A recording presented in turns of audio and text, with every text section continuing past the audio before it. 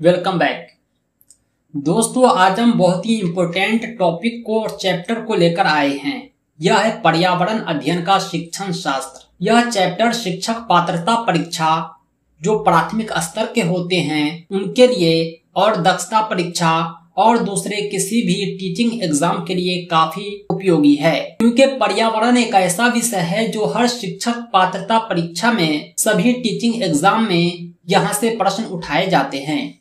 तो आइए बगैर किसी देरी के वीडियो की शुरुआत करते हैं। अगर आप हमारे चैनल पर नए हैं तो सब्सक्राइब कर लें, क्योंकि इसी तरह का वीडियो आपको आगे भी मिलता रहेगा और आपके परीक्षा की हम कंप्लीट तैयारी कराएंगे। इतना ही नहीं, आपके परीक्षा के लिए हम पीडीएफ नोट्स भी उपलब्ध कराते हैं। अगर आप पीडीएफ नोट्स के इच्छुक हैं तो आप हमसे संपर्क करें। हमारा संपर्क सूत्र है 7631314948।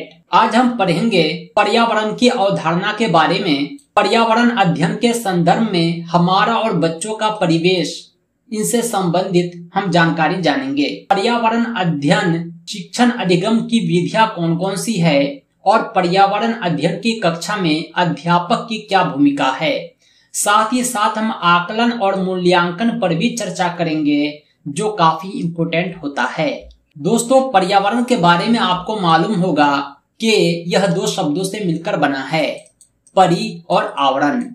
यानी परि का मतलब होता है चारों ओर और आवरण का मतलब होता है घिरा हुआ। हमारे चारों ओर जो कुछ भी है वो पर्यावरण है, चाहे आपको नजर आ रहा हो चाहे नजर ना आ रहा हो, क्योंकि पर्यावरण अध्ययन जो होता है परिवेश को जानने समझने का एक जरिया होता है। परिवेश यानी जहां हम रहते हैं।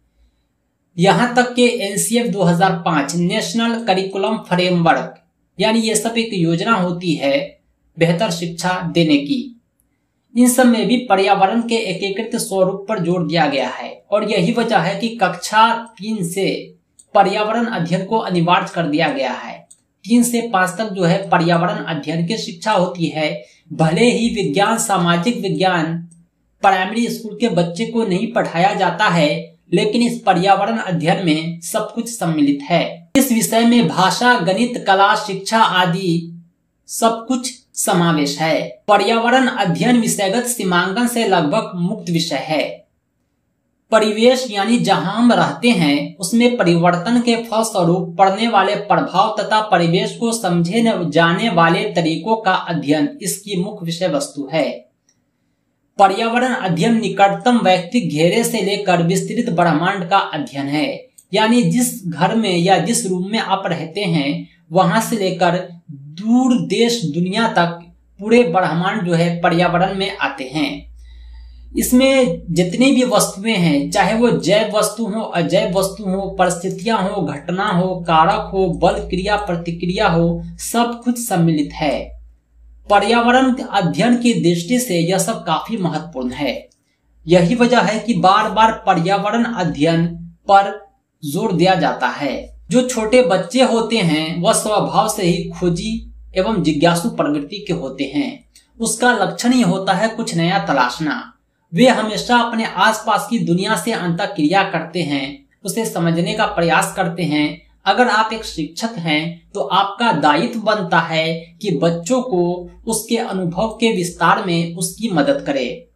इस प्रकार पर्यावरण अध्ययन के उद्देश्य जो है बहुत ही व्यापक हैं। उनके उद्देश्य क्या क्या हैं, आइए हम कुछ पर चर्चा करते हैं। पर्यावरण अध्ययन में प्राकृतिक, सामाजिक, सांस्कृतिक वातावरण के बीच अंतर संबंध को समझना एवं अपने शब्दों में उसकी व्याख्या करना सम्मिलित है। यानी पर्यावरण में 3 चीज आ रहे हैं। प्राकृतिक यानी जो नेचुरल है, सामाजिक हम जिस समाज में रहते हैं, एक हुआ सांस्कृतिक हमारे समाज का जो कल्चर है। हर समाज का कल्चर एक दूसरे से अलग होता है, लेकिन पर्यावरण में जो है सब कुछ सम्मिलित है। दूसरा उद्देश्य है दैनिक जीवन से संबंधित। दैनिक जीवन का जो भी सामाजिक, सांस्कृतिक, भौतिक, जीव जगत से जुड़ा हुआ अनुभव है उसका अवलोकन, चित्रण में मदद करना और समझ विकसित करना, ये क्या है, पर्यावरण है। इसके अलावा जेंडर यानी लिंग, मेल फीमेल, हाशियाकरण एवं दमन जैसे मुद्दों को समानता, न्याय, दूसरों के अधिकार व उसके लिए समान आदि मूल्यों के संदर्भ में समझ विकसित करना, यानी मेल हो या फीमेल हो, सब जो है एक बराबर हैं। समानता होना चाहिए, इंसाफ होना चाहिए, एक दूसरे के अधिकार को, कर्तव्य को समझना चाहिए। यह सब पर्यावरण में सम्मिलित है। विभिन्न धर्मों के प्रति समतामूलक भाव उत्पन्न करना। ऊपर हमने पढ़ा कि पर्यावरण में जो है सांस्कृतिक भी सम्मिलित है, यानी हम जिस पर्यावरण में रहते हैं वहां जो है अलग अलग धर्मों के लोग रहते हैं। कोई भी धर्म एक दूसरे से बड़ा नहीं है, हम ऐसा सोच रखेंगे। सभी धर्मों के बीच समतामूलक भाव उत्पन्न करेंगे। इसके बाद है खोजी एवं करके सीखने की प्रवृत्ति का विकास करना। बच्चे जो होते हैं वो पर्यावरण को खोजते हैं, अपने चारों ओर तलाशते हैं, क्योंकि वो खोजी प्रवृत्ति के होते हैं और इस प्रकार खोज करके जो है कुछ नया सीखने की कोशिश करना चाहिए। नेक्स्ट उद्देश्य है राष्ट्रीय प्रतीक, संस्थान एवं संस्कृति के प्रति आदर का भाव विकसित करना। यानी समाज की जो मान्यताएं हैं हमें उसे भी नहीं ठुकराना है। हमारे राष्ट्र का जो संस्कृति है, सभ्यता है, हमें उसका भी आदर करना है। हमें हमारा पर्यावरण यही सीख देता है। सामाजिक एवं परिवेश में घटने वाली परिघटनाओं के प्रति उत्सुकता जागृत करना। हमारे समाज में, हमारे परिवेश में जो भी घटनाएं घट रही है उसको जानने के प्रति उत्सुकता जागृत करना। अगर बारिश हो रही है तो बारिश क्यों हो रही है, कहीं हम नई जगह जाते हैं, वहां के त्योहार को देखते हैं तो हमारा ये उत्सुकता बढ़ जाती है कि लोग यह त्योहार क्यों मनाते हैं, यहाँ का रीति रिवाज बाकी जगह से अलग क्यों है। ये सब पर्यावरण में सम्मिलित है। आइए आगे बढ़ते हैं। पर्यावरण अध्ययन का एकीकृत उपागम है जिसका आधार बाल केंद्रित दृष्टिकोण है। यानी यह बहुत महत्वपूर्ण है कि पर्यावरण अध्ययन की शिक्षा हमेशा बाल केंद्रित होनी चाहिए। यानी बच्चे के इर्द गिर्द ही आपको शिक्षा देनी है। बच्चे जो पढ़ना चाह रहे हैं, उसकी रुचि जिसमें है, आपको वही शिक्षा देनी है। इसकी विषय वस्तु और प्रक्रिया सीधे बच्चों के संदर्भ में एवं परिवेश से जुड़ी रहती है। आज भी आप पर्यावरण की किताब देख रहे हैं, चाहे 3 का हो, चाहे 4 का हो, 5 का हो, वो परिवेश से ही संबंधित है। बच्चे पर्यावरण को काफी उत्सुकता से पढ़ते हैं क्योंकि पर्यावरण में वही कुछ लिखा हुआ है जो वो आसपास देखते हैं, जो उसके घर में मौजूद है। इस प्रकार बच्चे में उत्सुकता जागृत होती है। बच्चे दुनिया को समग्र रूप से देखते हैं। वे विषयों की सीमाओं से बाहर निकलकर अपने अनुभव और परिवेश के अनुसार चीजों को समझने और अभिव्यक्त करने का प्रयास करते हैं। चाहे एनसीएफ 2005 हो, चाहे बीसीएफ 2008, कुछ दिन पहले एनईपी 2020 आया है, राष्ट्रीय शिक्षा नीति 2020। इन सभी में प्राथमिक स्कूलों की पाठचर्या में एकीकृत स्वरूप को अपनाया गया है। इनमें अवधारणाओं के नामों की सूची के बजाय प्रकरण को प्राथमिकता दी गई है, जैसे परिवार को, मित्र को, भोजन को, आवास, जल यात्रा, वस्तुओं का स्वर्णिम निर्माण, व्यवहार।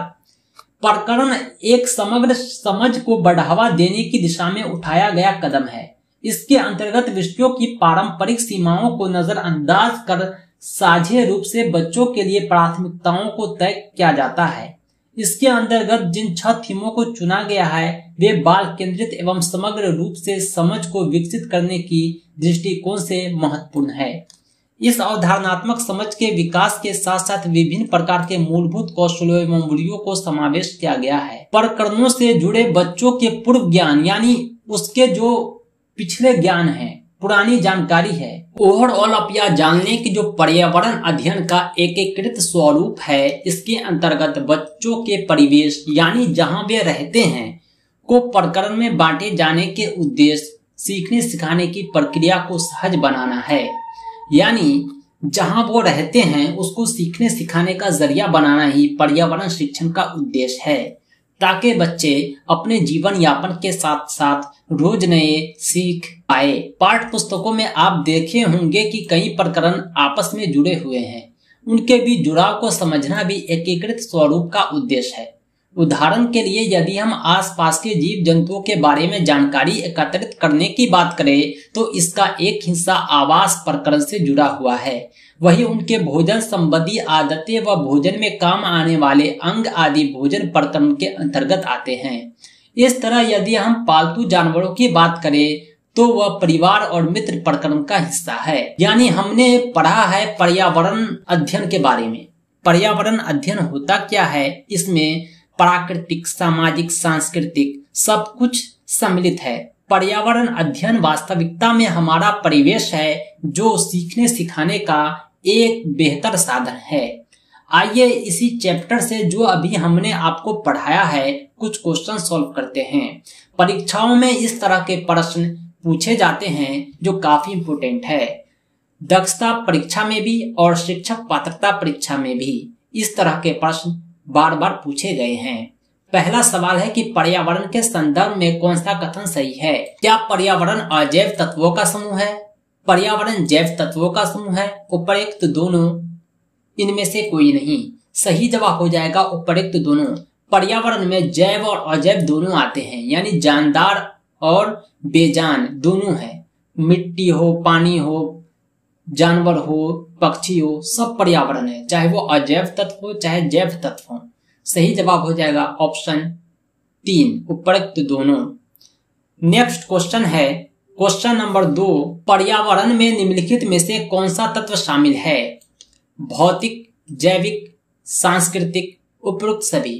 भौतिक को आप प्राकृतिक कह सकते हैं, जैविक हो गया जो मानव निर्मित हो, सांस्कृतिक हो गया जो आपके समाज का एक मान्यता हो। यानी पर्यावरण में सब कुछ सम्मिलित है, इसलिए सही जवाब हो जाएगा ऑप्शन 4। नेक्स्ट क्वेश्चन है पर्यावरण अध्ययन का उद्देश्य क्या है? अभी हमने आपको पढ़ाया है पर्यावरण अध्ययन का उद्देश्य प्रकृति का अध्ययन करना, सूचना प्रदान करना, पर्यावरण के प्रति वैज्ञानिक दृष्टिकोण, जनसंख्या के प्रति जागरूकता। पर्यावरण अध्ययन का जो उद्देश्य है उसमें प्रकृति का भी अध्ययन करते हैं, सूचना भी प्रदान करते हैं, जनसंख्या के प्रति जागरूकता भी आती है, लेकिन वास्तविकता में एक ऐसा ऑप्शन जिसमें सब कुछ इंक्लूड है वह है पर्यावरण के प्रति वैज्ञानिक दृष्टिकोण। क्योंकि पर्यावरण जो होता है समाज को, प्रकृति को, सब कुछ को लेकर चलता है। नेक्स्ट क्वेश्चन है पर्यावरण अध्ययन निम्न में से किसके संतुलन में सहायक है? पर्यावरण अध्ययन किसके संतुलन में सहायक है? पौधे एवं प्राणियों के मध्य, वायु और आकाश के मध्य, जल एवं समुद्र के मध्य, जैविक और अजैविक कारक के मध्य। यानी पर्यावरण अध्ययन जो है इसके बीच भी, इसके बीच भी, इसके बीच भी सबके संतुलन में सहायक हो सकता है, लेकिन जैविक और अजैविक ये दोनों ऐसा शब्द है जिसमें सभी सजीव और निर्जीव इंक्लूड हैं। यानी पर्यावरण अध्ययन जैविक और अजैविक कारक के संतुलन के मध्य सहायक है। ये दो शब्द जो हैं एक दूसरे से कोई मेल नहीं खाते हैं, लेकिन जैविक अजैविक में पूरा पर्यावरण सम्मिलित हो जाता है। सही जवाब हो जाएगा ऑप्शन 4। अब बढ़ते हैं नेक्स्ट क्वेश्चन की ओर। नेक्स्ट क्वेश्चन जो है यह है पर्यावरण पर डैश अधिकार है। पर्यावरण पर किसका अधिकार है? मानव का, वनस्पति का, जीव जंतु का, उपरोक्त सभी का। ये पर्यावरण में सब कुछ इंक्लूड है, मानव भी है, वनस्पति भी है, जीव जंतु भी है, हमारे आसपास सब कुछ रहते हैं। इस पर्यावरण पर हर किसी का अधिकार है। चारों ओर जो हवा फैली हुई है ये क्या सिर्फ मानव के लिए है? वनस्पति जीव जंतु के लिए नहीं है? आप कहेंगे सबके लिए है। नदी में जो पानी बह रहा है क्या सिर्फ मानव के लिए है? वनस्पति जीव जंतु इसका उपयोग नहीं करेंगे? आप कहेंगे कि नदी का पानी इसके लिए भी है। यानी पर्यावरण पर हर किसी का अधिकार है। सही जवाब हो जाएगा ऑप्शन 4। बढ़ते हैं नेक्स्ट क्वेश्चन की ओर। पर्यावरण अध्ययन डैश की प्रकृति है। पर्यावरण अध्ययन क्या एकल आयामी है, बहुआयामी है, द्विआयामी है, संकुचित है? संकुचित तो कोई हाल में हो नहीं सकता, क्योंकि पर्यावरण अध्ययन हमारी छोटी कोठरी से लेकर पूरा ब्रह्मांड है जो दूर तक फैला हुआ है। एकल आयामी क्या इसका एक ही आयाम है? नहीं। द्विआयामी क्या दो ही आयाम है? नहीं। ये बहुआयामी है, इसका अनगिनत आयाम है जिसकी गिनती भी संभव नहीं है। सही जवाब हो जाएगा ऑप्शन 2। नेक्स्ट क्वेश्चन हम देखते हैं। प्रश्न, बच्चे स्वभाव से ही किस प्रकृति के होते हैं? ऊपर हमने पढ़ा था कि बच्चे जो स्वभाव से खोजी प्रकृति के होते हैं, वह जो है पर्यावरण के बारे में उत्सुक होते हैं जानने के लिए। इसलिए शिक्षक को क्या चाहिए कि उसकी सहायता करें, खोज करके नया कुछ सीखे। नेक्स्ट क्वेश्चन है, निम्नलिखित में से कौन प्राथमिक स्तर पर पर्यावरण अध्ययन शिक्षण का उद्देश्य नहीं है? प्राथमिक स्तर पर पर्यावरण अध्ययन शिक्षण का उद्देश्य क्या क्या है, आइए हम जानते हैं। प्राकृतिक पर्यावरण के बीच प्रति बच्चे की जिज्ञासा एवं सृजनात्मकता को बढ़ावा देना, यह उद्देश्य है। प्राकृतिक, सांस्कृतिक व सामाजिक पर्यावरण के बीच संबंधों को पहचानने व समझने में बच्चों को प्रशिक्षित करना, ये भी उद्देश्य है पर्यावरण अध्ययन का। पर्यावरण समझ के द्वारा बच्चों में सटीक संख्यात्मक कौशल का विकास करना। पर्यावरण समझ के द्वारा बच्चों में सटीक संख्यात्मक कौशल का विकास करना। पर्यावरण अध्ययन केवल गणना से ही संबंधित नहीं है, इसलिए ये ऑप्शन नहीं होगा। लेकिन चौथा ऑप्शन जो खोज एवं करके सीखने की प्रकृति का विकास करना, यह पर्यावरण अध्ययन शिक्षण का एक महत्वपूर्ण उद्देश्य है। सही जवाब हो जाएगा इसमें ऑप्शन 3। बढ़ते हैं नेक्स्ट क्वेश्चन की ओर। नेक्स्ट क्वेश्चन है, प्राथमिक स्तर पर एक एकीकृत पाठचर्या क्षेत्र के रूप में पढ़ाए जाने के लिए पर्यावरण अध्ययन की सिफारिश की। एनसीएफ 2005 में, एनसीएफ 2000 में, एनसीएफ 1975 में, एनसीएफ 1988 में। एनसीएफ जो आया था सबसे पहले 2005 में आया था। इसमें कहा गया था कि प्राथमिक स्तर पर पर्यावरण अध्ययन को पढ़ाया जाए। इसमें हमारा परिवेश का सब कुछ इंक्लूड रहेगा, विज्ञान भी, सामाजिक विज्ञान भी, गणित भी, भाषा भी, यानी सब कुछ इंक्लूड करके एक किताब बनाया गया जिसका नाम दिया गया पर्यावरण अध्ययन। इसकी सिफारिश कब की गई थी? नेशनल करिकुलम फ्रेमवर्क 2005 में। नेक्स्ट क्वेश्चन है, पर्यावरण अध्ययन के अंतर्गत कितने प्रकरणों को चुना गया है? पर्यावरण अध्ययन के अंतर्गत कुल 6 प्रकरणों को चुना गया है। अभी हम ऊपर पढ़े थे, सही जवाब हो जाएगा ऑप्शन 4। दोस्तों आज के लिए इतना ही, अगले दिन हम अलग चैप्टर पढ़ेंगे।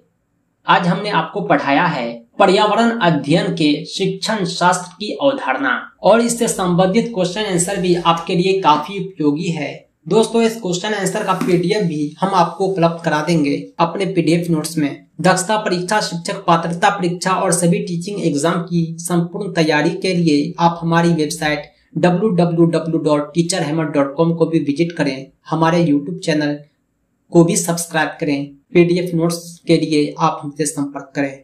हमारा संपर्क सूत्र है 7631314948। इस नंबर पर आप कॉल भी करें, व्हाट्सएप भी कर सकते हैं। धन्यवाद।